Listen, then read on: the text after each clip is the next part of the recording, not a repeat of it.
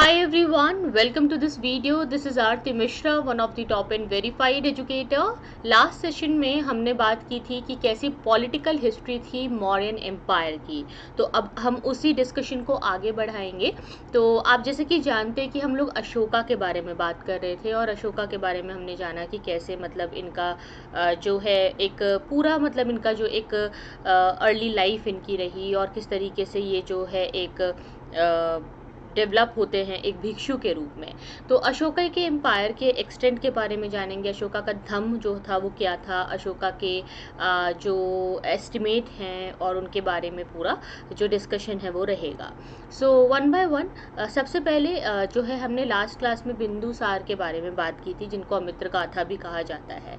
और फिर जो ये अशोका आए हैं इनके बारे में अर्ली लाइफ की तो ज़्यादा इन्फॉर्मेशन थी नहीं, लेकिन वो जो है वो उज्जैन के गवर्नर थे और फिर बाद में जो है उन्होंने जो है एक रिवोल्ट को भी ख़त्म करवाया था। तो मैं एक बार आपको जो है लास्ट जहाँ पे कवर किया था वहीं से रिवीजन करते हुए आगे लेके चलूँगी। तो हमने बात की थी कि जो साइलॉन के जो दीपवंशा और महावंशा वाले जो क्रोनिकल्स हैं उसमें काफ़ी अच्छी बातें बताई गई हैं अशोका के बारे में कि कैसे उन्होंने जो है अपने जो है एक ब्रेवरी का जो है एक प्रदर्शन किया और 99 ब्रदर्स को एक्चुअली मारा था ऐसा लिखा है, लेकिन we can't say if it is right, क्योंकि जो दूसरा हमारे पास जो तारानाथ तिब्बत का जो इंस्क्रिप्शन है उसमें अगर हम देखें तो नहीं, ऐसा नहीं था। उन्होंने केवल 6 भाइयों को मारा था ऐसा इसमें लिखा है। तो अब जो भी हो, कलिंग वॉर के बाद चीज़ें काफ़ी बदल गई थी। उपगुप्ता, जैसे कि मैंने आपको पहले भी ये नाम बताया था, वो बुद्धिस्ट मॉन्क जो कि बेसिकली चेंज करते हैं अशोका को। तो अब देखिए अशोका एंड बुद्धिज्म, ये हमारा आज का टॉपिक है। तो 261 बीसी अशोका जो है वो एक शाक्य उपासक बन चुके हैं, यानी कि एक डिसिपल, यानी कि जो सिर्फ उपासना करेंगे वो एक मेंबर बन चुके हैं बुद्धिज्म के अंदर। और आगे 2.5 ईयर लेटर वो एक मॉन्क बन जाते हैं, वो एक भिक्षु बन जाते हैं। तो मंक बनने में अभी टाइम था। पहले मतलब वो जो है काफ़ी समय तक सिर्फ उपासक रहे और उपासना कर रहे हैं, लेकिन 2.5 साल बाद लगभग वो एक मंक बने। तो वो बोध गया गए थे एक्चुअली, और वो एक्चुअली हर एक जगह वहाँ जाना चाहते थे जहाँ जहाँ बुद्धा ने काम किया था, उन्होंने बताया था लोगों को, तो वो वहाँ जाना चाहते थे। और वहाँ जब बोध गया गए तो उन्होंने सोचा कि वो एक मिशन ऑर्गेनाइज करना चाहते हैं, और इसके लिए उन्होंने कुछ स्पेशल ऑफिसर्स को नियुक्त किया, जिसे हम धर्म महामात्रा या धम्म महामात्र के नाम से जानते हैं।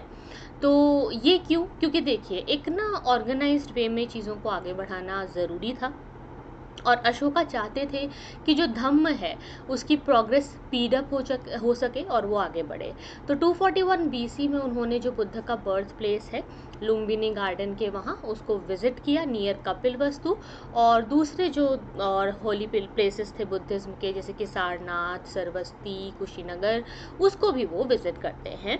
और श्रीलंका में उन्होंने जो है मिशन भेजा था under his son Mahendra and daughter Sanghamitra. तो उनके बेटे और बेटी जो है वो श्रीलंका गए और वो मिशन लेके गए थे कि भाई वहाँ जाना है और बुद्धिज्म को फैलाना है। वहाँ उन्होंने जो बोधि ट्री है ना उसकी एक ओरिजिनल ब्रांच जो है वो वहाँ पे प्लांट की थी, वहाँ पे उसको लगाया, और ये एक तरीके से स्थापना थी कि भाई अब जो है हम आगे उसको लेके जा रहे हैं और बुद्धिज्म जो है डेवलप होगा। अशोका ने जो थर्ड बुद्धिस्ट काउंसिल की थी वो पाटलिपुत्र में की थी, और यहाँ एक बहुत बड़ा डिसीजन लिया गया कि कैसे अलग अलग दिशाओं में बौद्ध धर्म का प्रचार करने के लिए लोगों को भेजा जाएगा। तो ये 240 बीसी में हुआ, और यहाँ पे जो है संघ के अंदर आप देखोगे और ज़्यादा स्ट्रेंथन हो जाएगा संघ। और यहाँ पे जो प्रिसाइड कर रहे हैं वो थे मोगलीपुट्ट तीसा। ये बड़ी इंपॉर्टेंट चीज़ है बिकॉज जो बुद्धिस्ट काउंसिल्स हैं, 4 बुद्धिस्ट काउंसिल टोटल हुई थी।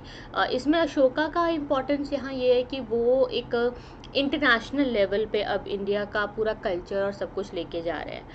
और दूसरी चीज़, जब आप आखिरी जो देखेंगे काउंसिल उसमें हमारे कनिष्क जो थे उन्होंने बेसिकली उसको पैट्रोनेज दिया था, और वहाँ हमें मेन एक स्प्लिट देखने को मिलता है महायान और हीनयान बुद्धिज्म वाला।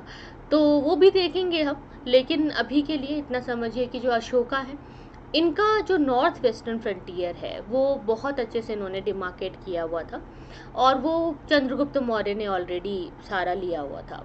तो अब अशोका के इंस्क्रिप्शन जो है उसमें बताया गया है, जो सबसे साउथ में, जो सबसे सदर्न मोस्ट किंगडम है ना, जैसे कि चोलास, पांड्यास, सत्यपुत्रास, केरल पुत्रास, ये सब जो हैं ये इनको एक बॉर्डर स्टेट की तरह माना जा रहा था, और इसका मेंशन है अशोका के इंस्क्रिप्शंस में।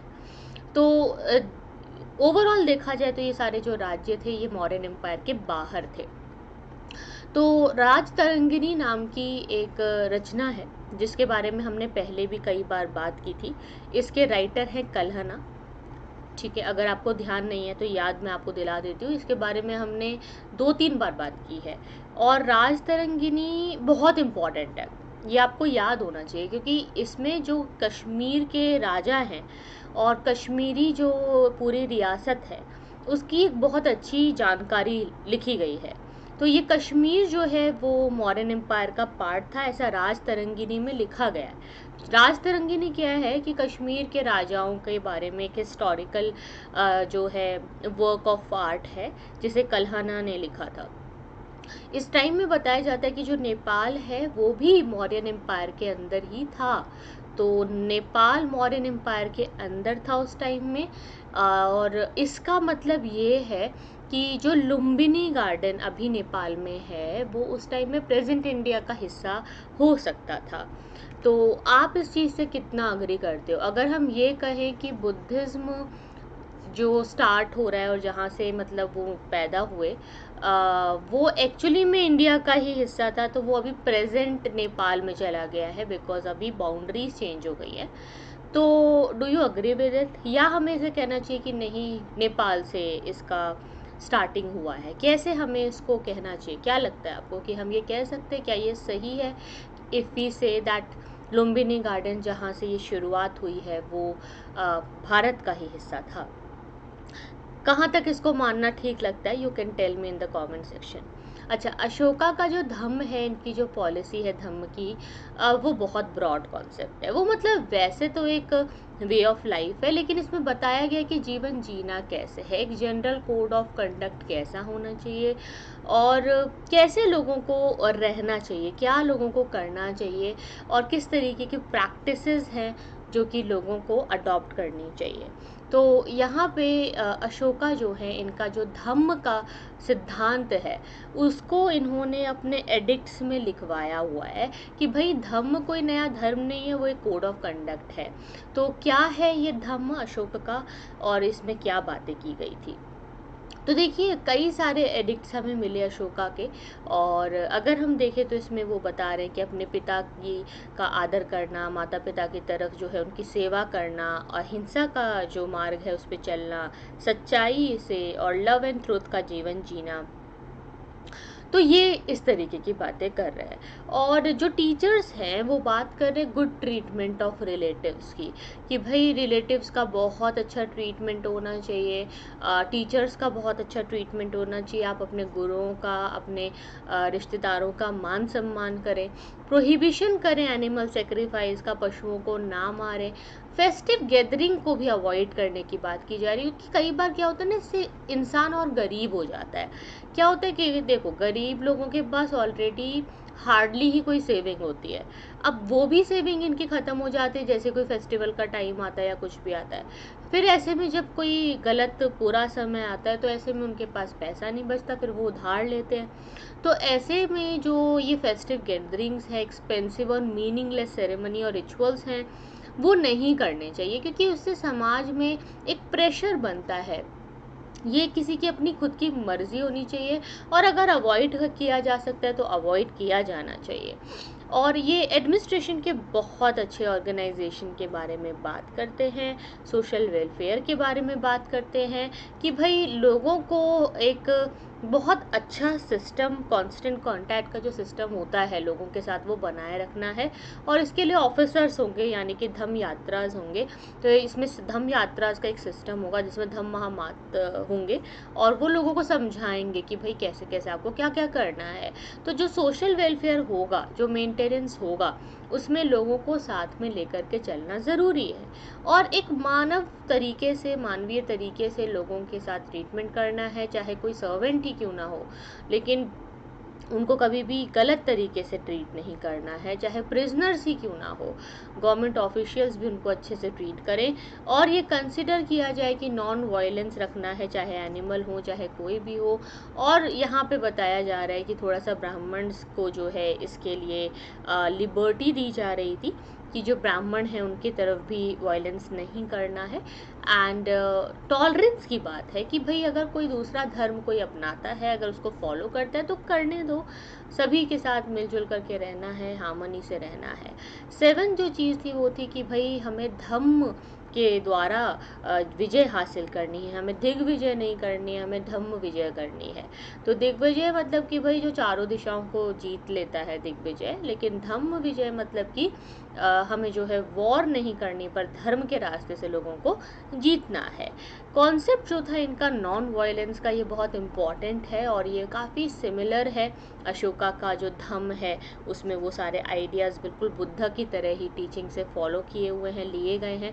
काफ़ी इंस्पायर्ड है ये बुद्धिज़्म से, बेसिकली बुद्धिज़्म से इसलिए इंस्पायर्ड है क्योंकि बहुत सारी चीज़ें आप देख रहे हो, अहिंसा की बातें, एक मोरल कोड ऑफ कंडक्ट की जो बातें हैं ये बुद्धिज़्म में भी हैं, लेकिन उस चीज़ को अलग से एम्फसाइज किया गया अशोक के धम्म में।